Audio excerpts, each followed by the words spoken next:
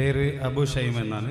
ഇപ്പോൾ അടുത്ത് തന്നെ, അതായത് ഫൈസൽ മൗലവി ഇപ്പോൾ ഇത് പ്രസംഗിച്ച്, ആ ഫൈസൽ മൗലവി പ്രസംഗിച്ച അല്ലെങ്കിൽ അദ്ദേഹത്തിന് ഉത്തരം നൽകി, അതിൽ തന്നെ ഒരുപാട് ചോദ്യം ചോദിക്കാനുണ്ട്. ആദ്യം എനിക്ക് ചോദിക്കാനുള്ളത്, അല്ലാഹുമ്മ ലാ തജിയൽ ഖബറി വഅഥനൻ യുബദ്, അതിൻ്റെ അർത്ഥം എൻ്റെ ഖബറിൻ്റെ ആരാധന സ്ഥലം ആക്കണ്ട എന്നാണോ, അതോ എൻ്റെ ഖബറിൻ്റെ വിഗ്രഹം ആക്കണ്ട എന്നാണോ? അതാണ് ഒന്നാമത്തെ ചോദ്യം. അതിന്റെ ശേഷം ഇൻഷാ അല്ലാഹ് ചോദിക്കാം. എനിക്ക് ജസ്റ്റ് ആദ്യം അതാണ് അറിയേണ്ടത്, അത് വിഗ്രഹം ആക്കണ്ട എന്നാണോ ആരാധിക്കണ്ട എന്നാണോ? ഹദീസിൽ രണ്ട് പദവുമുണ്ട്. വസനൻ യുഅബദ്, ആരാധിക്കപ്പെടുന്ന വിഗ്രഹമാക്കരുതേ. അല്ലാഹുമ്മ ലാ തജ്അൽ ഖബരി വസനൻ യുഅബദ്, അല്ലാഹു എൻ്റെ ഖബർ ആരാധിക്കപ്പെടുന്ന വിഗ്രഹമാക്കരുതേ എന്നാണ് ഹദീസ്. നബി തങ്ങളുടെ ദുആയാണ്. ഓക്കേ, ചോദിച്ചോളൂ. വിഗ്രഹം എന്നത് ഏത് പദത്തിന്റെ അർത്ഥമാണ്? വസൻ. വസന എന്നത് വിഗ്രഹം എന്നത്.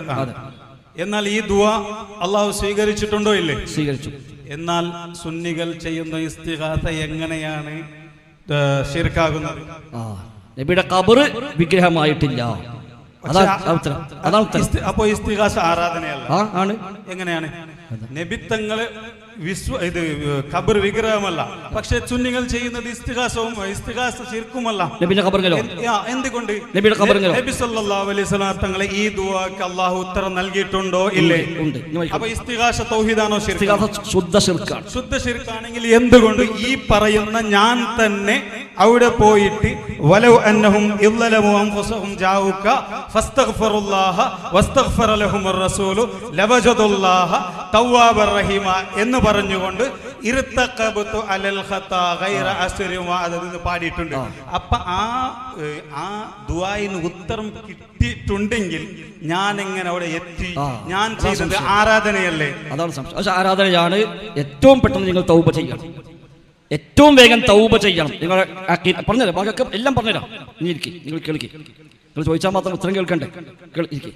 ഇപ്പൊ നിങ്ങൾ ഉടനെ തൗബ പറഞ്ഞിട്ട് ഉത്തരം പറഞ്ഞിട്ട്, ഞാൻ ഉത്തരം പറഞ്ഞിട്ട് പറഞ്ഞോളി, ഉത്തരം പറഞ്ഞിട്ട് പറഞ്ഞോളി. നിങ്ങൾ കേൾക്കി, ഞാൻ പറയാം ഉത്തരം. അവിടെ ഇരിക്കുക നിങ്ങളെ സുഹൃത്തെ അബൂ ഷൈം, അവിടെ ഇരിക്കി, നിങ്ങൾ ഇരിക്കി. അതേ 2 മിനിറ്റ് 1, 2, 5 ഒക്കെ നിങ്ങൾ ചോദിക്കാം, തരാ. നിങ്ങൾ ഉത്തരം കേൾക്കി. എന്താ ഉത്തരം കേട്ട് പറഞ്ഞാൽ പോരെ? അപ്പോഴേക്കും മറന്നു പോവോ? ഞാൻ ഉത്തരം പറഞ്ഞിട്ട് കേട്ടോളി. നബിതങ്ങൾ ദുആ ചെയ്യുന്ന അല്ലാഹുമ്മ ലാ തജ്അൽ ഖബരി വസനൻ യുഅബദ്, എൻ്റെ ഖബർ ആരാധിക്കപ്പെടുന്ന വിഗ്രഹമാക്കരുതേ. നബിതങ്ങളുടെ ഖബർ അന്നു മുതൽ ഇന്നു വരെ ഒരു വിഗ്രഹമായിട്ടില്ല. അവിടെ പോയി തൊടാനും മുത്താനും തടവാനും സുജൂദ് ചെയ്യാനും തവാഫ് ചെയ്യാനും ഒന്നുമുള്ള സാഹചര്യം ഒരു കാലത്തും ഉണ്ടായിട്ടില്ല. ആ ഖബർ ദർഗയായി മാറിയിട്ടില്ല. നിങ്ങൾ കേൾക്കി, കേട്ട് ചോദിക്കുക. നിങ്ങൾ ഇങ്ങനെയൊക്കെ കേൾക്കുള്ളൂ. അതിരിക്കും. ആ ഖബർ തൊട്ടുമുത്താൻ സാഹചര്യമില്ല. അതാ ഇബ്നു ഖയ്യിം റഹിമഹുല്ലാഹ് പറഞ്ഞത്, അല്ലാഹു തആല ഈ ദുആക്ക് ഉത്തരം നൽകി. ഫഅജാബ റബ്ബുൽ ആലമീന ദുആഅഹു ഫഅഹാതഹു ബിസലാസത്തിൽ ജുദ്റാനി. നബിതങ്ങളുടെ ഈ ദുആക്ക് അല്ലാഹു തആല ഉത്തരം നൽകി. ആ ഉത്തരമാണ് എന്ത്? ആ ഖബറിനെ 3 മതിൽക്കെട്ടുകൾക്കുള്ളിൽ സംരക്ഷിച്ചു. നിങ്ങളെപ്പോലത്തെ ആളുകൾക്ക് ആ മതിലിന് പുറത്തേക്കാനേ പറ്റുള്ളൂ, ഖബറിനെ ചെല്ലാൻ കഴിയില്ല. കേൾക്കി, ഉത്തരം കേൾക്കി. എന്നിട്ടല്ലേ ചോദ്യം ചോദിക്കാനുള്ള ആവേശത്തിന് പകുതി ഉത്തരം കേൾക്കാനെങ്കിലും വേണം. അപ്പൊ നബിതങ്ങളുടെ ഖബറിന്റെ ഉള്ളിൽ ചെന്നുകൊണ്ട് ഇർതഖബത്ത് പാടാനും കഴിയില്ല, ആ ഖബർ തൊടാനും കഴിയില്ല, ജാറ മൂടാനും കഴിയില്ല. ഞങ്ങൾ ഇവിടെ ഉള്ളാർഗി പോയാൽ അങ്ങനെയാണോ? അല്ലല്ലോ. ജാറ മൂടാൻ പറ്റും, വെളുക്കെത്തിക്കാൻ പറ്റും, തൊട്ടുമുത്താൻ പറ്റും, തടവാൻ പറ്റും. അവിടെ അതൊന്നുമില്ല. അത് ഇന്ന് മാത്രമല്ല, ഒരു കാലത്തുമില്ല. അത് വഹാബികളായതുകൊണ്ട് മാത്രമല്ല, സ്വഹാബികളുടെ കാലത്ത് അങ്ങനത്തെ ഒരു കാലത്തും അത് പറ്റിയിട്ടില്ല. അതാണ് അല്ലാഹു ദുആക്ക് ഉത്തരം കൊടുത്തത്. പിന്നെ ആളുകൾ ലോകത്തെ പല ഭാഗത്തും നബി ഞങ്ങൾ വിളിച്ചു പ്രാർത്ഥിക്കുന്നുണ്ടാവും. അത് സമ്മതിക്കരുത് റബ്ബേ എന്ന് നബി ദുആ ചെയ്തിട്ടില്ല. നബി ദുആ ചെയ്ത എൻ്റെ ഖബർ ആരാധിക്കപ്പെടുന്ന വിഗ്രഹമാക്കരുതെന്നാണ്. ആ ദുആക്ക് ഉത്തരം കൊടുത്തു. ആ ഖബർ ആരാധിക്കപ്പെടുന്ന വിഗ്രഹമായിട്ടില്ല. എന്നാൽ നിങ്ങളെപ്പോലുള്ള ആളുകൾ ഉസ്താദുമാരെ കെണിയിൽ പെട്ടുകൊണ്ട് ലോകത്തെ പല ഭാഗത്തുനിന്നും നബിയെ വിളിക്കുന്നുണ്ടാകാം, സ്വഹാബിനെ വിളിക്കുന്നുണ്ടാകാം, പലരെയും വിളിക്കുന്നുണ്ടാവാം. അത് റബ്ബേ നീ ഇല്ലാതാക്കണേ എന്ന് ദുആ ചെയ്തിട്ടുണ്ടോ? ഇല്ല. അങ്ങനെ നബി ദുആ ചെയ്തിട്ടില്ല. നബി ദുആ ചെയ്തെന്താ? ലാ തജ്അൽ ഖബരി, എൻ്റെ ഖബറിനെ വസനാക്കരുതേ. ആ ഖബർ വസനായിട്ടില്ല. സ്വഹാബികളുടെ കാലത്തുമില്ല, താബീങ്ങളുടെ കാലത്തുമില്ല, തബഉ താബിയുടെ കാലത്തുമില്ല. 1400 കൊല്ലമായിട്ട് ആ ഖബറിങ്ങനെ ഒരാൾക്കും ചെല്ലാനും ആ ഖബർ തടവാനും ആ ഖബർ മുത്താനും ആ ഖബറിന് ജാറം മൂടാനും ഒന്നും പറ്റാത്ത വിധം അല്ലാഹു തആല ഖബറിനെ സംരക്ഷിച്ചത് ഈ ദുആഇന് ഉത്തരമാണ് എന്ന് ഇബ്നു ഖയ്യിം റഹിമഹുല്ലാഹ് വ്യക്തമാക്കുന്നു. നീ ചോദിച്ചോളൂ. കൊടുത്തോളൂ. ഇസ്തിഗാസ ഷിർക്കാണോ തൗഹീദാണോ? ഷിർക്കാണ്. അപ്പൊ റസൂൽ സല്ലല്ലാഹു അലൈഹി വസല്ലം തങ്ങൾ ദുആ ഇരുന്നത് എന്ന് എന്റെ ഖബറിന്റെ ആരാധന സ്ഥലക്കാണ്. ഈ ശിർക്ക് എന്ന് പറയുമ്പോൾ നിങ്ങൾ പറയുന്നത് ഇസ്തിഗാസ ആരാധനയാണ്, അതുകൊണ്ടാണ് അത് ശിർക്ക് എന്നല്ലേ? എന്നാൽ റസൂൽ സല്ലല്ലാഹു അലൈഹി വസല്ലം തങ്ങളുടെ ചുറ്റും എത്ര ഉണ്ട്, അകലെ എത്ര ഉണ്ട്, ദൂരം എത്ര ഉണ്ട് എന്ന് പരിധി വെച്ചിട്ടല്ലല്ലോ നമ്മൾ ഇത് തീരുമാനിക്കേണ്ടത്. ഞാൻ റസൂൽ സല്ലല്ലാഹു അലൈഹി വസല്ലം തങ്ങളുടെ ഖബറിന്റെ അടുക്കൽ പോയിട്ട് ആ ഖബറിന്റെ തൊട്ടടുത്ത്, അതായത് എല്ലാ സ്ഥലത്തും മദനീത്തങ്ങളെ ഖബറുണ്ടായതുപോലെ സൗദിയിൽ ഉണ്ടാവാനൊന്നുമില്ല, പക്ഷേ എന്റെ ഖബർ ആരാധന സ്ഥലമാക്കണ്ട എന്ന് ദുആക്ക് ഉത്തരം കിട്ടിയിട്ടുണ്ടല്ലേ? എന്തുകൊണ്ട് ഞങ്ങൾ എത്തി? ഞാൻ അവിടുത്തെ മതിൽ ചുമല് തൊട്ടിട്ടും മുറ്റിത്തുമുണ്ട്, അവിടെ വലവാനവും ഇവ്ലലവും അംഫുസും ആയത്ത് ഓതിയിട്ടുണ്ട്, ഇർത്തകബത്തും പാടിയിട്ടുണ്ട്. റസൂൽ സല്ലല്ലാഹു അലൈഹി വസല്ലം തങ്ങളെ ദുആക്ക് ഉത്തരം കിട്ടിയിട്ടുണ്ട്. ഞാൻ എങ്ങനെ എത്തി? പിന്നെ നിങ്ങൾ പറഞ്ഞു ഈ സമൂഹം, ഇവരോട് കൂടുന്ന സമൂഹം എല്ലാവരും മനസ്സിലാക്കണം, ഞാൻ അവിടെ പോയി ചെയ്തത് ഷിർക്കാണെങ്കിൽ നിങ്ങൾ പറഞ്ഞു തൗബ ചെയ്യണം. ഷിർക്ക് ചെയ്തവൻ തൗബ ചെയ്യേണ്ടതാണോ അതോ ഷഹാദത്ത് പറയേണ്ടതാണോ? അത് പറഞ്ഞു. അപ്പൊ അദ്ദേഹത്തിന് ചെറിയ ബേജാറുണ്ട്. തൗബ ചെയ്താൽ മതി, ഒരു മുസ്ലിം തൗബ ചെയ്താൽ മതി. ഇന്നല്ലാഹ യഗ്ഫിർ, നീ കേൾക്കി, നിങ്ങളെന്താ ഉത്തരം കേൾക്കാത്തത്? ഇന്നല്ലാഹ യഗ്ഫിർ ദുനൂബ ജമീഅ, അല്ലാഹു എല്ലാ പാപങ്ങളും പൊറുക്കും. ശിർക്ക് ചെയ്താലും ഒരു മുസ്ലിം ശിർക്ക് ചെയ്താൽ, അവൻ തൗബ ചെയ്താൽ അല്ലാഹു തആല പൊറുക്കും. അതുകൊണ്ട് ഇന്ന് തന്നെ, ഇപ്പോൾ തന്നെ നിങ്ങൾ മനസ്സിൽ തൗബ ചെയ്യുക. ഏതായിരുന്നാലും അൽഹംദുലില്ലാഹ്. അപ്പൊ ഏതായാലും നിങ്ങൾ ഖബറിന് അവിടെ ചെന്നു, പക്ഷെ 3 ചുമതിന്റെ അപ്പുറത്തേ എത്താൻ കഴിയുള്ളൂ. ഖബറിന് ചെല്ലാൻ കഴിയില്ല. നബിതങ്ങളുടെ ഖബർ കഴിഞ്ഞിട്ട് ഒരു ചുമര്, അത് കഴിഞ്ഞ് മറ്റൊരു ചുമര്, അത് കഴിഞ്ഞ് മറ്റൊരു ചുമര്, അവിടെ എത്തും, അതിനപ്പുറത്തേക്ക് എത്തൂല. അതാണ് ദുആക്കളുടെ ഉത്തരം. ആ ദുആ ഇല്ലായിരുന്നുവെങ്കിൽ ഇന്ന് മദീനത്തെ ഖബർ ഉണ്ടാവില്ല. അതൊക്കെ പല സ്ഥലത്തും വാരിക്കൊണ്ടിട്ടുണ്ടാവും. ആ മണ്ണും, എന്നിട്ട് ഇവിടെ മണ്ണും പൊടിയൊക്കെ കോഴിക്കോട് എത്തിപ്പോ. ഇങ്ങനെയൊക്കെ കേൾക്കി, ഇങ്ങനെയൊക്കെ ഉണ്ടായിട്ട് പോലും മദീനത്തെ പൊടി ഇപ്പൊ കോഴിക്കോടുണ്ട്. അപ്പൊ ഈ ദുആ കൂടെ ഇല്ലെങ്കിൽ എന്താ ഉണ്ടാവുക? അപ്പൊ ആ ദുആക്കളെ ഉത്തരമാണ് ഇബ്നു ഖയ്യിം റഹിമഹുല്ലാഹ് പറഞ്ഞ പോലെ ഫഅഹാതഹു ബിസലാസത്തിൽ ജുദ്റാനി, 3 ജിദാറുകൾ, 3 ചുമരുകൾ കൊണ്ട് അല്ലാഹു തആല ആ ഖബറിനെ സംരക്ഷിച്ചു. എന്തിന്? ദുആക്കുള്ള ഉത്തരം. ആയിഷ റളിയല്ലാഹു അൻഹ പറഞ്ഞു, നബി തങ്ങൾ വഫാത്താകാൻ കിടക്കുമ്പോൾ അവസാന ദിവസങ്ങളിൽ നബി തങ്ങൾക്ക് രോഗം ആരംഭിച്ചത് സഫർ മാസം 30-നാണ്, വഫാത്തായത് റബീഉൽ അവ്വൽ 12-നാണ്. 13 ദിവസമാണ് നബി തങ്ങൾ രോഗിയായി കഴിഞ്ഞത്. നബി തങ്ങൾ രോഗിയായി കിടക്കുന്ന അവസാന ദിവസങ്ങളിൽ ആയിഷ റളിയല്ലാഹു അൻഹയുടെ വീട്ടിലാണ് നബി തങ്ങൾ കിടന്നത്. അന്ന് ആയിഷ ബീവി പറയാണ്, നബി തങ്ങൾക്ക് ഒരു പുതപ്പ് കൊണ്ട് ഞങ്ങൾ പുതച്ചു കൊടുത്തിട്ടുണ്ട്. നബി തങ്ങളുടെ ബോധം നഷ്ടപ്പെടുന്നു. തൊട്ടടുത്തൊരു പാത്രത്തിൽ വെള്ളം വെച്ചിട്ടുണ്ട്. ഇടയ്ക്ക് ആ വെള്ളത്തിൽ കൈമുക്കിക്കൊണ്ട് മുഖമിങ്ങനെ തടവും. ഇടയ്ക്ക് ബോധം വരും, ഇടയ്ക്ക് ബോധം പോകും, വീണ്ടും ബോധം വരും, വീണ്ടും ബോധം തരും. ആ ഒരു അവസ്ഥയിൽ നബി തങ്ങൾ പറഞ്ഞു, ബോധം വരുന്നു പോകുന്നു. അതിനിടയിൽ ഒരിക്കൽ ബോധം വന്നപ്പോൾ നബി തങ്ങൾ പറഞ്ഞു, ലഅനത്തുല്ലാഹി അലൽ യഹൂദി വൻ നസ്വാറ, യഹൂദി നസ്വാറകൾക്ക് റബ്ബിന്റെ ശാപമുണ്ട്. കാരണം ഇത്തഖദു ഖുബൂറ അംബിയാഇഹിം മസാജിദ, അംബിയാക്കളുടെ ഖബറുകളെ അവർ ആരാധനാ കേന്ദ്രങ്ങളാക്കി മാറ്റിയതിനാൽ റബ്ബിന്റെ ശാപമുണ്ട് എന്ന് നബി തങ്ങൾ ആ സമയത്ത് പറഞ്ഞു. എന്നിട്ട് ആയിഷ ബീവി പറയാണ്, എന്തിനാണ് നബി തങ്ങൾ ഇപ്പത് പറയുന്നത്?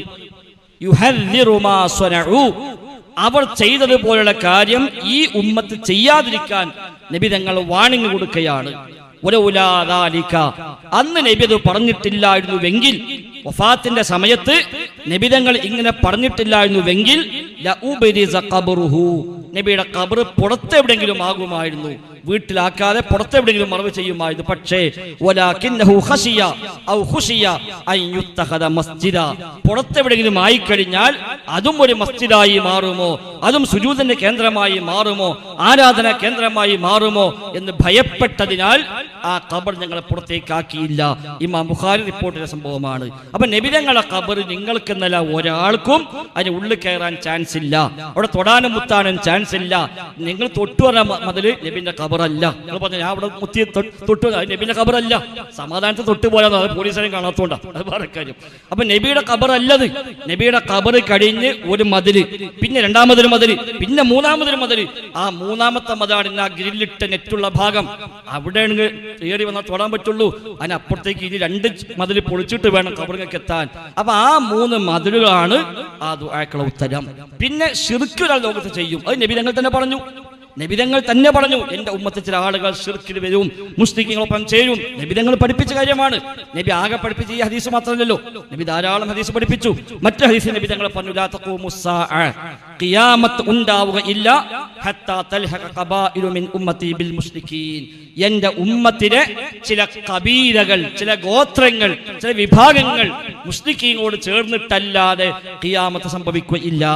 അതേപോലെ എന്റെ ഉമ്മത്തിലെ വിഗ്രഹങ്ങൾ വീണ്ടും ആരാധിക്കപ്പെടും, എന്നിട്ടേ ഖിയാമത്ത് ഉണ്ടാവുകയുള്ളൂ എന്നൊക്കെ നബി തങ്ങൾ തന്നെ പഠിപ്പിച്ചു. അപ്പൊ ആ പഠിപ്പിച്ചതാണ് ഈ കാണുന്നൊക്കെയും. എന്നാൽ മറ്റേ ദുആന്റെ ഉത്തരമാണ് 3 ചുമരുകൾ കൊണ്ട് അത് സംരക്ഷിക്കപ്പെട്ടത്. വല്ലാഹു അഅലം. ഇനി ചോദിച്ചോളൂ. കൊടുത്തോളൂ. അതായത് അപ്പോ നബി സല്ലല്ലാഹു അലൈഹി വസല്ലം തങ്ങളെ എത്ര പരിധിയാണ് നബി സല്ലല്ലാഹു അലൈഹി വസല്ലം ഖബറിന്റെ അടുത്ത്, നബി സല്ലല്ലാഹു അലൈഹി വസല്ലം ഖബറിന്റെ അടുത്ത് നിന്ന് ചെയ്താലേ അത് ശിർക്കാണ്. അപ്പൊ ഇപ്പോ ഞങ്ങൾ ഇവിടെ ചെയ്യുന്നത് ശിർക്കാണ്. അതിങ്ങനെ അടുത്ത് പോയാലേ ശിർക്കാണ്. ഞാൻ കേൾക്കുന്നുണ്ട് 3 ചുമ, അങ്ങനെയുണ്ടോ? ഏത് ഹദീസിലാണ് അങ്ങനെയുള്ളത്? 3 ചുമലിന്റെ ശേഷമാണ് ഇസ്തിഗാസ ചെയ്താൽ. ഇപ്പൊ നിങ്ങൾ പറഞ്ഞല്ലേ, അതങ്ങൾ ഉത്തരം കേട്ടില്ല. അല്ല, എനിക്ക് സ്വസ്ഥമായി കേൾക്കി, ഒക്കെ എടുത്ത് സ്വസ്ഥമായി കേൾക്കി, തുറന്ന മനസ്സോടെ കേൾക്കി. നിങ്ങൾ ഈ ചോദ്യം ചോദിക്കരുത്, ഇവിടെ എല്ലാവർക്കും മനസ്സിലായി. നിങ്ങൾ കേൾക്കാത്തോണ്ടാണ്. ഇസ്തിഗാസ അല്ലാഹു അല്ലാത്ത ആരോട് നിങ്ങൾ എവിടുന്ന് ചെയ്താലും ശിർക്കാണ്. ഇനി ചുമരൊന്നും വേണ്ട, ഒരൊറ്റ ചുമരും വേണ്ട. നേരെ മുന്നിൽ പോയി കയ്യും പിടിച്ച് മുഖത്ത് നോക്കിയിട്ട് ഞാനിപ്പോ ഇങ്ങോട്ട് പറയാണ്, എനിക്ക് ഹിദായത്ത് നൽകണേ, മഴ നൽകണേ, മുറാദ് ഹാസിലാക്കണേ, രോഗം ശിഫയാക്കണേ എന്ന് ഇപ്പൊ നിങ്ങളോട് ഞാൻ പറഞ്ഞാൽ ആ ശിർക്ക്. ഒരു ചുമരും ഇല്ലല്ലോ, ആ ശിർക്ക് തന്നെയാണ്. ചുമരല്ല ശിർക്ക് തീരുമാനിക്കുന്നത്, അഖീദയാണ്. റബ്ബിന് കൊടുക്കേണ്ടത് പടപ്പിന് കൊടുത്താൽ ശിർക്കായി. റബ്ബിനോട് തേടേണ്ട തേട്ടം പടപ്പിനോട് തേടിയ ശിർക്കായി. അത് നബിയാവട്ടെ, വലിയാവട്ടെ, ജിന്നാവട്ടെ, മലക്കാവട്ടെ, ഏത് പടപ്പാവട്ടെ, ആ ശിർക്കാണ്. പിന്നെ ഇനി അതിനെ വീണ്ടും ചോദിക്കും. നിങ്ങൾ ഇരിക്കി, നിങ്ങൾ ചോദ്യം ചോദിക്കുമ്പോൾ ഞാൻ ഒന്നും വിട്ടിട്ടില്ലല്ലോ, നിങ്ങൾ ഉത്തരം കേൾക്കി. നിങ്ങൾ പിന്നെയും ചോദിക്കും, അപ്പൊ ചുമര എവിടെ? ചുമരിഞ്ഞ് പൊളിച്ചാലും ശിർക്ക് പോവില്ല. ആ 3 ചുമരും പൊളിച്ചു വിചാരിക്കാം, എന്നാലും ശിർക്ക് തന്നെയാണ്. അതാ നിങ്ങൾ കേട്ടിട്ടില്ല, അതാ നിങ്ങൾ കേട്ടിട്ടില്ല. നബി തങ്ങളുടെ ദുആ എന്താണ്? എന്നെ ആരാധിക്കരുതേ എന്നല്ല, എന്റെ ഉമ്മത്തിന് ശിർക്കുണ്ടാവരുതേ എന്നല്ല. അങ്ങനൊന്നും നബി ദുആ ചെയ്തിട്ടില്ല. പടച്ചോനെ എന്റെ ഉമ്മത്തിന് ശിർക്കുണ്ടാവരുതേ എന്ന് ദുആ ചെയ്താൽ ഈ ചോദ്യം ന്യായമാണ്. പടച്ചോനെ ഒരാളും എന്നെ വിളിച്ച് പ്രാർത്ഥിക്കരുതേ എന്ന് നബി ദുആ ചെയ്തിട്ടുണ്ടോ? ഇല്ല. നബി ദുആ ചെയ്തെന്താണ്? എന്റെ ഖബറ് ആരാധിക്കപ്പെടുന്ന വിഗ്രഹമാക്കരുതേ റബ്ബേ. ആ ദുആക്ക് ഉത്തരം കിട്ടിയോ? കിട്ടി. അതാണ് എന്ത്? 3 ചുമരുകൾ. ഏത്? ഖബറ് വിഗ്രഹമാകാതിരിക്കാനാണ് 3 ചുമര്. ഇസ്തിഗാസ ചെയ്യാതെക്കാനല്ല. ഇസ്തിഗാസക്ക് എന്ത് ചുമര്? ഖബറ് വിഗ്രഹമാകാതിരിക്കാനാണ് 3 ചുമർ. ഇനി ഇൻ കേസ് ഭാവിയിലെങ്ങാനും ഇതൊക്കെ പോയി ആ ചുമരൊക്കെ പൊളിച്ചു വിചാരിക്കാം, ആ ചുമരൊക്കെ പൊളിച്ചു എല്ലാവരും പോയിക്കാണ് അവിടെ ജാറ മൂടലും മുത്തലൊക്കെ തുടങ്ങി വിചാരിക്കാം. എന്നാലോ ആ ദുആ സ്വീകരിക്കപ്പെട്ടില്ല എന്ന് പറയേണ്ടി വരും. ഇതുവരെ സ്വീകരിക്കപ്പെട്ടു. നബിന്റെ എല്ലാ ദുആയും സ്വീകരിക്കപ്പെട്ടുണ്ടോ? ഇല്ലല്ലോ. നബിതങ്ങളുടെ എല്ലാ എന്താ ആവേശം! നബിതങ്ങളുടെ എല്ലാ ദുആക്കും ഉത്തരം കിട്ടിയിട്ടില്ല. നബിതങ്ങൾ തന്നെ ഉമ്മത്തിന് വേണ്ടി 3 കാര്യം പ്രാർത്ഥിച്ചു. നബിതങ്ങൾ തന്നെ പറഞ്ഞു, അല്ല 2 എണ്ണം തന്നു, 1 തന്നില്ല. എന്റെ ഉമ്മത്തിന് വേണ്ടി ഞാൻ 3 കാര്യത്തിന് പ്രാർത്ഥിച്ചു, എനിക്ക് 2 എണ്ണം അല്ല തന്നു, 1 തന്നില്ല. ഏതാ തരാത്തത്? എന്റെ ഉമ്മത്തിൽ ഭിന്നിപ്പുണ്ടാവരുതേ റബ്ബേ എന്ന് നബി ദുആ ചെയ്തിട്ടുണ്ട്. എന്റെ ഉമ്മത്ത് ഭിന്നിക്കരുത് ദുആ ചെയ്തു, പക്ഷെ റബ്ബ് എനിക്ക് തന്നില്ല. ആ ദുആ അല്ലാഹ് അംഗീകരിച്ചില്ല. നബിതങ്ങൾ തന്നെ പറഞ്ഞതാണ്. അപ്പൊ നബിതങ്ങളുടെ എല്ലാ ദുആക്കും ഉത്തരം കിട്ടണമെന്ന് നിർബന്ധമില്ല. ഇബ്രാഹിം നബി സല്ലല്ലാഹു അലൈഹി വസല്ലം ബാപ്പാക്ക് വേണ്ടി ദുആ ചെയ്തു, അല്ലാഹ് പറഞ്ഞു പറ്റൂല, അത് ഓർക്കാൻ പറ്റൂല, ആ ദുആയിൽ മാതൃക ഇല്ല എന്ന് പറഞ്ഞു. നൂഹ് നബി സല്ലല്ലാഹു അലൈഹി വസല്ലം മകന് വേണ്ടി പ്രാർത്ഥിച്ചു, അല്ലാഹ് പറഞ്ഞു ഇല്ല, ഉത്തരമില്ല. ഇനി അഇദുക അൻ തകൂന മിനൽ ജാഹിലീൻ, ഇനി ഈ വക ചോദ്യം ചോദിക്കാൻ പാടില്ല എന്ന് അല്ലാഹ് തിരുത്തി കൊടുത്തു. എന്നാൽ ഈ ദുആക്ക് ഇതുവരെയും ഉത്തരം കിട്ടിയിട്ടുണ്ട്. നബി തങ്ങളുടെ കാലം മുതൽ ഇന്നുവരെയും ഈ ദുആക്ക് ഉത്തരം കിട്ടിയിട്ടുണ്ട്. ഏത് ദുആക്ക്? ഖബർ വിഗ്രഹമാക്കരുതേ എന്ന ദുആക്ക് ഉത്തരമുണ്ട്. അതുകൊണ്ടാണ് നിങ്ങൾക്കും ഖബറിന്റെ ഉള്ളിലേക്ക് കടക്കാൻ പറ്റാതെ പോയത്, ആ ഖബറിൽ പോയി ജാറം മൂടാൻ പറ്റാതെ പോയത്, ആ ഖബറിനെ വെളുക്കെത്തിക്കാൻ പറ്റാതെ പോയത്, ആ ഖബർ തൊട്ടുമുത്താൻ കഴിയാതെ പോയത് ആ ദുആക്ക് ഉത്തരമാണ്. എന്നാൽ ലോകത്ത് പലയിടത്തും ആളുകൾ നബിയെ വിളിച്ചു പ്രാർത്ഥിക്കുന്നത് ശിർക്കാണ്. അത് എവിടുന്ന് വിളിച്ചാലും, മദീനത്ത് പോയാലും, ഖബറിനെ ചെന്നാലും, ഇവിടുന്ന് വിളിച്ചാലും എല്ലാം ശിർക്ക് തന്നെയാണ്. അത് ഉണ്ടാകരുതേ എന്ന് നബി ദുആ ചെയ്തിട്ടുണ്ടോ? ഇല്ല, അത് ദുആ ചെയ്തിട്ടില്ല. ദുആ ചെയ്തത് ഖബറിന്റെ വിഷയത്തിലാണ്. അത് അല്ലാഹു തആല ഇതുവരെയും നമുക്ക് ഉത്തരം ഏകിയിട്ടുമുണ്ട്. അല്ലാഹു. ഓക്കെ, ഇനി അടുത്ത ചോദ്യകർത്താവിന് നിങ്ങൾക്കുള്ളതായി. ഇനി അവിടെ ഒരുപാട് ആൾ വെയിറ്റ് ചെയ്യുന്നുണ്ട്. ഇനി അടുത്ത റൗണ്ടിൽ പോയിരുന്നോളൂ, സമയം ഉണ്ടെങ്കിൽ തരും. 9:10 പോയിരുന്നോളൂ. എല്ലാ ചോദ്യത്തിനും ഉള്ള ഉത്തരം കൃത്യമായി പറഞ്ഞു കഴിഞ്ഞു. അടുത്ത ചോദ്യകർത്താവിന് വരാം. അടുത്ത ചോദ്യകർത്താവിന് വരാം. ചോദ്യകർത്താവിന് അടുത്ത ആൾക്ക് വരാം. വന്നോളൂ.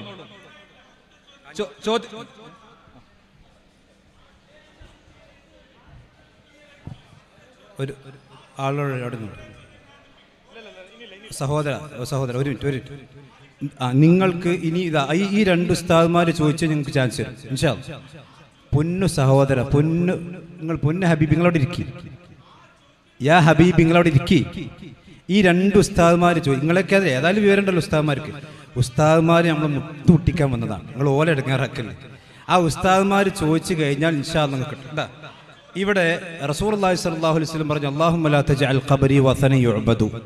ഇതിന്റെ വിശദീകരണം മഹാൻ ഇബ്നു അബ്ദുൽ ബർ റഹ്മത്തുള്ളാഹി അലൈഹി പറഞ്ഞ ആ വാചകം ശരിക്കും ശ്രദ്ധിക്കാം. എന്താണ് അൽ വസനു അസ്സനമു? വസൻ എന്ന് പറഞ്ഞാൽ സ്വനം എന്നാണ് അതിന്റെ അർത്ഥം. എന്നിട്ട് അദ്ദേഹം പറഞ്ഞു, ലാ തജ്അൽ ഖബരി സ്വനമൻ, എന്റെ ഖബർ സ്വനമാക്കരുതെന്ന് പറഞ്ഞാൽ യുസല്ലാ ഇലൈഹി വയുസ്ജദു നഹ്വഹു. ആ റസൂലുള്ളാഹി സ്വല്ലല്ലാഹു അലൈഹി വസല്ലമയുടെ ഖബർ അതൊരു നിസ്കരിക്കുന്ന കേന്ദ്രമാക്കി മാറ്റുക, അതല്ലെങ്കിൽ വയുസ്ജദുലഹു അതിന്റെ പേര് സുജൂദ് ചെയ്യുന്ന കേന്ദ്രമാക്കുക. മറ്റേ വൈലത്തൂർ തങ്ങളെ ക്ലിപ്പ് ഒന്നുകൂടി കൊടുത്തണം അവിടെ. അത് നിങ്ങൾ ശരിക്കും ശ്രദ്ധിക്കുക. എന്താണ് ഖബറിനെ ആരാധിക്കപ്പെടുന്ന വിഗ്രഹമാക്കരുത് എന്ന് പറഞ്ഞതിന്റെ ഉദ്ദേശം എന്താണ്? ഇമാം ഇബ്നു അബ്ദുൽ ബർ റഹ്മത്തുള്ളാഹി അലൈഹി പറയുന്നു, വയുസ്ജദു നഹ്വഹു, ആ ഖബറിന്റെ നേരെ സുജൂദ് ചെയ്യപ്പെടുന്ന രീതി, ഈ പറയുന്ന രീതി റസൂലുള്ളാഹി സ്വല്ലല്ലാഹു അലൈഹി വസല്ലമയുടെ ഇപ്പോൾ നിങ്ങൾ സ്ക്രീനിൽ കാണുന്ന രീതി മുത്തുനബി സ്വല്ലല്ലാഹു അലൈഹി വസല്ലമയുടെ ഖബറിന്റെ അടുക്കൽ 14 നൂറ്റാണ്ടുകൾ റസൂലുള്ളാഹി മരിച്ച അന്ന് മുതൽ ഇന്ന് വരെ പ്രവാചകന്റെ ഖബറിന്റെ മുമ്പിൽ സുജൂദ് ചെയ്യുന്ന ഒരവസ്ഥ ഇല്ലാതെ അല്ലാഹു സൂക്ഷിച്ചിട്ടുണ്ട്.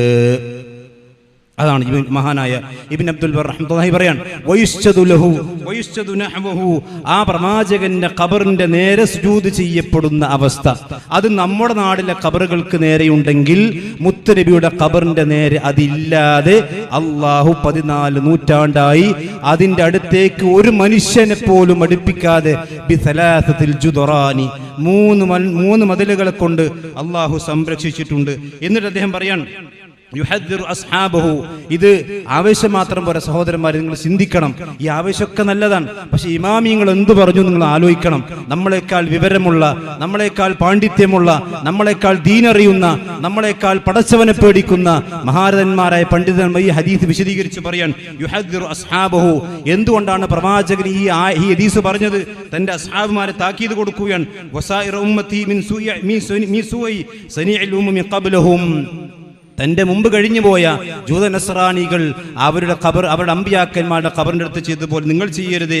അല്ലദീന സല്ലു ഫീ ഖുബൂരി അംബിയാഹിം വത്തഖദൂഹാ ഖിബ്ലതൻ വമസ്ജിദൻ കമാ സനഅത്തിൽ വസനിയതു ബിൽ ഔസാനി ലത്തി കാനൂ യസ്ജുദൂന ഇലൈഹാ വയുഅള്ളിമൂനഹാ. വിഗ്രഹാരാധകന്മാർ വിഗ്രഹത്തിന്റെ മുമ്പിൽ പോയിക്കൊണ്ട് സുജൂദ് ചെയ്യാറുണ്ട്, അതിനെ ആദരിക്കാറുണ്ട്. അതുപോലെ പ്രവാചകൻ സല്ലല്ലാഹു അലൈഹി വസല്ലമയുടെ ഖബറുകളെ ജൂത നസ്രാനികൾ അവരുടെ അമ്പിയാക്കന്മാരുടെ ഖബറുകളെ സുജൂദിന്റെ കേന്ദ്രങ്ങളാക്കിയതുപോലെ നിങ്ങൾ എന്റെ ഖബറിനെ സുജൂദിന്റെ കേന്ദ്രങ്ങളാക്കരുത്. വദാലിക ശിർകുൽ അക്ബർ, ഇത് വലിയ ശിർക്കാണ്. ഇതാരാ പറയുന്നത്?